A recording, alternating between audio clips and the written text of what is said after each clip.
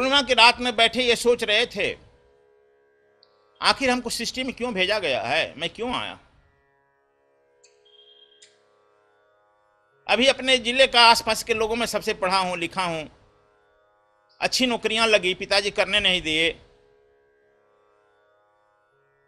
घर पर आया, घोड़ा खरीदा, वह भी गया, दवा काम किया, वह भी गया, लड़कों को पढ़ा रहे हैं मुफ्त में। आखिर हमारा आगमन किया हुआ। रात्रि में देख रहे हैं कि 10-11 बजे रात्रि में देख रहे हैं, देहात में जानते हो कि एक प्रकाश का गोला आया सामने, उसे धीरे धीरे नजदीक आया तो एक आदमी प्रकट हुआ जिसके हाथ में कमल का पुष्प चक्र गदा लिए हुए भगवान विष्णु के रूप में प्रकट हुआ। कहा कि आओ आओ, तुम्हें मैं बता रहा हूं तुम्हारा आगमन किस लिए हुआ। और लेकर हाथ पकड़ कर ले गया, गरुड़ रखा था, गरुड़ पर बैठाया और रुक गया। बहुत देश देशांतर घुमाते रहा। जिस क्षण भर में वो राजा रखा कि वह एक लड़का 11 हुआ। यह सब क्षण भर में घटनाएं घटती है।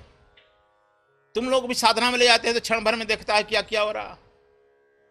वह भी देखे कि अपना वह गरुड़ देश देशांतर बताया कि देखो यह है, तुम यहाँ साधना किए हो, तुम्हारा जो है आगमन पूर्णत्व प्राप्त करने के लिए हुआ है। इस सृष्टि में जब एक आदमी भी पूर्णत्व प्राप्त कर लेता है तो पूरी सृष्टि अहोभाव से भर जाती है। यह मत समझो कि इस पूर्णत्व को प्राप्त करने में केवल तुम्हारा भी हाथ है। सूर्य चारे तारे से लेकर के पशु पक्षी से लेकर चींटी तक का हाथ होता है, तब पूर्णत्व को तो प्राप्त करते हैं। घुमाकर फिर देखे कि वह गरुड़ जहां से उड़ा था वहीं लेकर आया, उतार दिया, और फिर वह जो है विलीन हो गया। तब देखे कि खेत में धान का खेती होती है, धान में पुआल होता है बहुत गाला, पुआल के गाले के नजदीक गए, देखे कि सफेद सफेद कुछ वस्तुएं पड़ी हुई है। तो देखे यह कमल का फूल है, 2-4 कमल का फूल उठाए लेकर बिछौना पर सोए। फिर सोचे कि क्या है, यह सत्य कि वह सत्य। अभी हमने जो देखा है वह सत्य कि यह कमल का फूल सत्य। खैर अपने खाट पर रह करके सोए, कब नींद लगी। सुबह जब उठे तो देखे वह पुष्प भी नहीं है, जहां गए थे उड़ान भरने वह भी नहीं है। ये किस सत्य को माने, इस सत्य के ऊपर में पड़े। इस तरह से यह जो है अपने उस झोपड़ी में ही रहने लगे, ध्यान साधना करने लगे। तब इन्हीं के गोतिया में, इन्हीं की उम्र से 1-2 वर्ष से छोटा थे एक शीतल जी, इनके घर के बगल में ही घर था, उनको पढ़ाया करते थे, बहुत लड़कों को पढ़ाते थे, इनको भी पढ़ाते थे। इनके उम्र के सब लोग बाद में उनके शिष्य हो गए थे। शीतल जी स्कूल से आए थे, एग्जामिनेशन रिजल्ट निकलता है ना, खुशी से जाकर इनको प्रणाम करे, कहे भैया प्रणाम। भैया कहते थे, बड़े भाई थे। कहा जी तुम पास हुआ? तो नहीं भैया फेल हो गए। फेल हो गया? लोटा डोरी रखते थे जाने के लिए, शौच। हम भी लोटा डोर रखते थे, गांव पर रहते थे, लोटा डोरी हम भी रखते थे। लोटा डोर लेके चले जाते थे गांव से बहुत दूर, वहां शौच होकर स्नान उसी डोर से करते थे, फिर वहां पर पूजा वूजा करके लौटते थे 8 बजे 9 बजे 10 बजे। अब तो तुम लोग चारों अटैच रूम खोजता है, तो लोटा डोरी से उसको पीट दिए 2-4 डोरी। झूठ बोलता भी है मूर्ख। रोते हुए घर गए, अपनी माँ से कहा देखो भैया बड़े मार मारे हैं, देह फूट गया है। सब लोग कहे कि नहीं ऐसा तो हो नहीं सकता है, वे तो तुम्हारे ऐसे शैतान है नहीं, वे बाल अवस्था में ही देवता हैं, क्यों मारेंगे, सच सच बोलो। देखा लो कि हाँ पीठ पर बाम निकला है। तो उनके पिताजी माताजी बोले शीतल जी की सच बोलो क्यों मारे हैं। कहा कि मारे हैं, हमने कह दिया कि हम भैया फेल हो गए हैं, तो इसी पर मारे। झूठ बोल रहा है? तो कहा कि झूठ बोला है तो मारेंगे नहीं। ठीक किया, तुम आज के बाद झूठ मत बोलो, उनकी सेवा में रहो। तो खैर ये उनकी सेवा में रहने लगे। बहुत लड़के रहते थे, पढ़ाते थे, उनकी सेवा में रहते थे। जाकी रही भावना जैसी प्रभु मूर्ति देखी तैसी। हमारे भी पढ़ाते समय हमारे साथ वाले लड़के हमारी सेवा में रहते थे, स्नान भी कराते थे, धोती वोती भी खींचते थे हॉस्टल में, इसलिए कि तुम्हारा गुण दोष बचपन से ही प्रकट होने लगता है। तुम जैसा रहेगा वैसा तो मिलेगा। अब जो है ये उनके घर के सामने एक पीपल का पेड़ है, शिव जी का मंदिर पीपल का बहुत विशाल था। है कि देखो शीतल, तुम रात में सेवा हुआ करके जाते हो रेत, ये पीपल के पेड़ के नजदीक भूल करके भी लघु शंका मत करना, यूरिनल मत करना। बच्चों को जो मना करेगा वही करेंगे।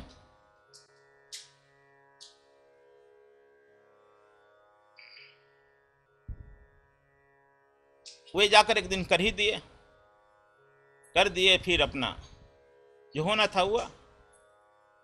10-15 दिन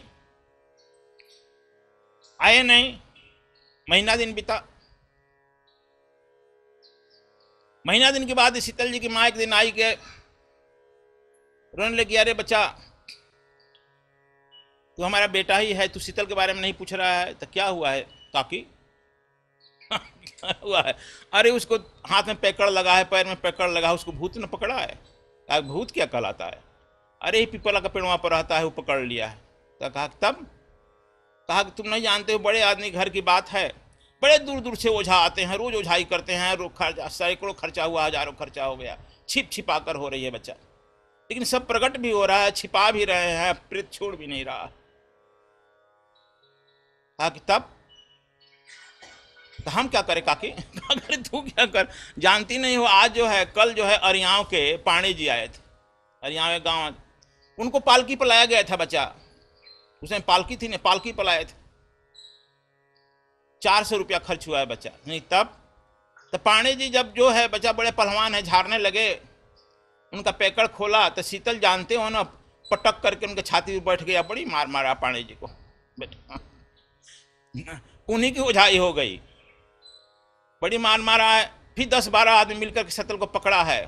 पाणी जी जानते हो बच्चा, हाथ जोड़ कर प्रार्थना किए हैं कि भैया तुम हमको मारी गति तो कर दिया, आज के बाद मैं तंत्र नहीं करूंगा, लेकिन बता तो दो तुम हो कौन, इतना बरियार कि हमको भी इतना मार किया, आज के बाद मैं ओझाई छोड़ ही दिया। कहा कि तुम हमको ओझाई करेगा? हम ब्रह्म पिचास हैं, ब्रह्म है। कहा क्या करते हो भैया? कहा कि इस पीपल के पेड़ पर रहते हैं। यहाँ क्या करते हो? कहा कि जो झोपड़ी में रहता है ना साधु महात्मा धर्म देव जी, हाँ, उनकी मैं बॉडीगार्ड हूँ, रक्षक। जब से यह कर रहा है तब से हम 2 आदमी की नियुक्ति हुई है, 2 आदमी रहते हैं हरदम। और इसको मना किए थे आकि यहाँ पर जो है पेशाब मत करना, यूरिनल मत करना, यह किया है ना, मैं इसको पकड़ लिया। और तुम पांडे छुड़ाएगा, फिर आएगा तो बड़ी मार आएंगे। तो वो गए, तो शीतल की माँ कही कि देखो बेटा हम आ गए हैं, उसको छुड़ाना दो। ये कहे अरे काकी इतनी छोटी सी बात के लिए इतनी बड़े परेशान हो, हमको एक दिन भोजन करा दो, ठीक हो जाएगा। कहा अरे तू तो थोड़ा सा खाता है, भोजन में बड़ा तुम्हारा पहाड़ है, कब भोजन करेगा? कहा क्या अभी तुम सुबह आए, 10 बजे हम भोजन करते हैं, 10 बजे बना खिला दो। ठीक है चलो हम तुमको भोजन कराते हैं, आओ। अभी शीतल को जाकर हाथगड़ी पैकड़ खोल दो, उसको स्नान करा दो। कहा कि अरे शीतल को हाथकड़ी पैकड़ी खोल देने पर दौड़ता है, गांव में बड़ी शिकायत होती है प्रीत का भूत का, जानते हो बड़े आदमी घर में कितनी शिकायत होती है। कहा खोल दो, कुछ झारे वरेगा नहीं बेटा, कुछ जंतर मंतर नहीं देगा? कहा कि हम कुछ जानते नहीं है काकी, न झारना न मूंजा न जंतर न मंत्र। झाड़ता है ना तुम लोग। गए, जब खाने का टाइम हुआ तो पहुंच गए दरवाजे पर, निमंत्रण देगा तो पहुंचेगा ना खाने के लिए। पहुंच गए, काकी बड़ी खुश हुई, दाल भात चोखा चटनी भुजिया अचार जो बनता है देहात में दी। जानते हो देहात में जो है कंबाइंड ज्वाइंट फैमिली होती है, 10-12 आदमी का भोजन बनता है, लोग 5-5 पूरा भोजन करते हैं लोग। यह जब भोजन देती चावल तो कहते कि बच्चा और बबुआ आओ, तो हाँ और दे दो। 10-12 आदमी का जो भोजन बना था सब खा गए। कहा कि बच्चा और? कहा कि हाँ काकी अभी तो पेटे नहीं भरा। कहा तुम्हारा कितना पेट हो गया यार, तू तो चिड़ई का भोजन करता है, तू 10-12 आदमी का भोजन खा गया, अब क्या दे बचा? कहा कुछ नहीं है काकी। कहा कि चूड़ा है 4-5 किलो दें? कहा कि दे दो वही 5 किलो। बड़ा थाल में वही दिखी सी। कहा कि बाप बेटा एक हड़िया भी दही है, जानते हाथ में हड़िया में दही बनता है, तो कहा दे दे काकी सब वही दहिया। दहियो सब डाल दी, 1-2 किलो गुड़ डाल दी, फिर खा गया। कहा और बच्चा, कहा हाँ, कहा कि अभी और भूख। यार कितना खाएगा, अब तो है भूजा है 2-3 किलो है, कहा कि वही दे दे। भूजा लिए, कहा कि दूध तरह गया है बस 1 खड़ी, कहा दूध में डाल दे, डाल दी, वो भी खा गए। खाओ करके अपना मुंह हाथ धो करके चले, तो इनकी फुआ जो है हरदम बिना इनको खिलाए नहीं खाती थी, वही पाली थी। फुआ पूछी कि बेटा खा लिया, कहा कभी कहाँ खाए फुआ। कहा कि अरे वो ले गई थी खिलाने के लिए, कहा कि ले गई थी खिलाई नहीं, अभी आप बताते हैं हम उसको। पूरा गांव डरता था इनको, दुर्गा कहता था, ब्रह्मचारिणी थी, बड़ी तेज था उनके आंख में। अभी हम उसको बताते हैं, क्या समझ रखी है, हमारे लाल को खिलाई भी नहीं, कहे कि नहीं काकी खिलाई नहीं। इनको बैठाई, अपना खाना वाना इनको दी, पंखा लेकर हाँकने लगी। तब तक से काकी आ गई शीतल की, देखिए खा रहे हैं, तब तक से दुर्गा की तरह पड़ी उन पर। क्या रे मूर्ख, हमारे लड़के को खिलाई भी नहीं।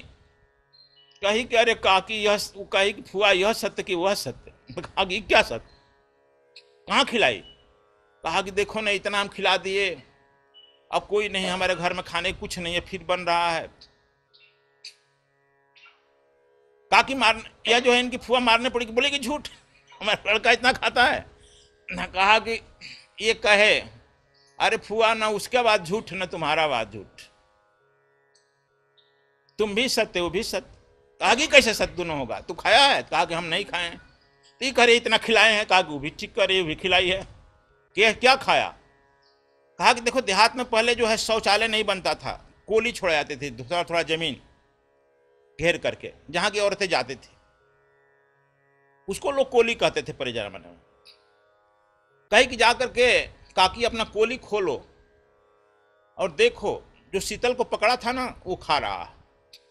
वो हम थोड़े भोजन किए हैं, जो शीतल का जो पकड़ा था ना 2 महीना से भूखा था, उसको भोजन दिया। कहा कि अरे बेटा शीतल तो ठीक हो गया, कुछ झाड़ फूक किया नहीं, जंतर वंतर नहीं कुछ दिया। कहा कि हम ये कुछ जानते नहीं है, लेकिन उसका जो पकड़ा था वो भोजन कर रहा है। ये लोग दौड़ कर औरत गई देहात का, जब वह कोली खोली तो देख रही है कि एक विशाल सुअर खूब भोजन कर रहा है। देख करके गिर गई, बेहोश भी हो गई। इन लोग यहाँ दौड़ कर आई, क्या है। कहा कि वही उसको जो पकड़ा था ना वो भोजन इस रूप में कर रहा है। इस तरह से इनको जो है आसपास के लोग समझ गए कि बहुत सिद्धि है। देहात में लोग समझते हैं ना, लेकिन ये कभी सिद्धि के चक्कर में नहीं रहते थे। धीरे धीरे इनके पिताजी हिम्मत करके एक बार फिर 10,000 रुपया दे, फिर जाओ पंजाब, इस बार फिर बिजनेस करो, इस बार दिखाते हैं तुम्हारा भाग। पंडित जी से दिन दक्षिणा भी दिखा करके 10,000 रुपया दिए, बक्सर ले जाकर के पंजाब में फिर चढ़ाए। इस बार पंजाब की वह पाकिस्तान जो है सिंध प्रांत में चले गए, वहां पर 16 घोड़ा खरीदे और वहां से कुछ लोगों को लेकर के चले साथ साथ पैदल।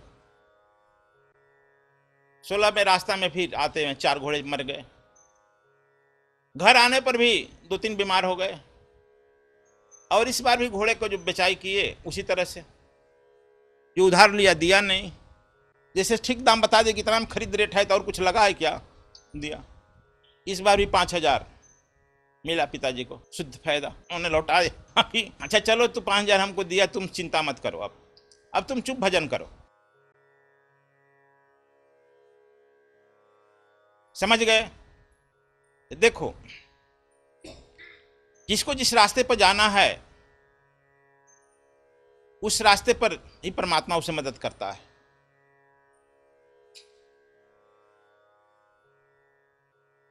ये अब हठ योग की साधना करने लगे। हठ योग करने के लिए घर से बाहर या तो पूरब कांव नदी में जाते थे या घर से पश्चिम लोटा डोर लेकर 2 किलोमीटर पर डेहरी एक जगह है जहां बहुत विशाल कुआं था, वहां भूतों का प्रेतों का अड्डा था। गुप्ते जोग प्रगटे वहां जोगी लोग वहां यहीं बैठते हैं जहां जहां प्रेत का अड्डा होता है। आशा जी पूछ रहे थे क्या दिल्ली आश्रम हमारा बना तो कोई जाता आता नहीं था, लोग कहते प्रेत का अड्डा है। हम भी प्रेत का अड्डा ही जो खोजते हैं। दिल्ली, अब देखो लोग उधर बसने लगे। यहाँ डुमरी में हम जब बनाए तो वहां पर भी कोई नहीं जाता था, लोग प्रेत का अड्डा कहता था, कहा कि प्रेत का अड्डे पे जाएंगे। यहाँ भी स्वामी जी जो बसे हैं प्रेत का अड्डा ही है। यहाँ बगल में करबलाह है, 1 लाख, जहां मुसलमान गाड़े जाते हैं करबलगाह कहलाता है। और जहां वहां रहते थे वहां स्मशान घाट। इसीलिए जोगी लोग ऐसे ही जगह खोजते हैं जहां सदसारण नहीं जब बैठ जाए। प्रेत आएंगे तो बेचारा वो मदद करेंगे, कुछ सेवा करेंगे। तू तो जाएगा तो कुछ सामान उठा ले जाएगा। लेकिन जैसे जैसे तू धर्म के मार्ग पर चलता है, माया भी तुझे तंग करती है। माया परीक्षा लेती है कि तुम इस पे जा रहा है कि नहीं ठीक से। माया तुम्हारे मन में विभिन्न प्रकार के विचार उत्पन्न कर देगी, गुरु के खिलाफ करेगी, धर्म के खिलाफ करेगी, कोई व्यवधान उत्पन्न कर देगी जिसे तुम जो है उधर से मन उचट जाए। और उसमें थोड़ा सा 10%, 90% खिलाफ का व्यवधान करेगी तो 10% पॉजिटिव करेगी। नहीं, तुमको धर्म पथ पर चलना है।